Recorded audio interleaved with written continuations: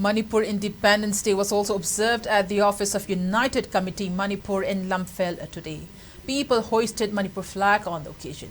Speaking on the occasion, President of UCM Joy Chandra Konthocham said, Manipur achieved its freedom from British rule on August 14, 1947, a day before India got freedom. Manipur, with over 5,000 years of history, suffered setback under Burmese during 1819 to 1826.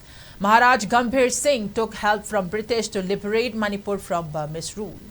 And then Manipur came under British rule for 56 years after it suffered defeat in 1891 Anglo-Manipur War. But on August 14, 1947, Manipur was once again granted freedom after British decided to leave the small kingdom. The historic moment is being remembered through the observation of Manipur Independence Day on August 14th every year.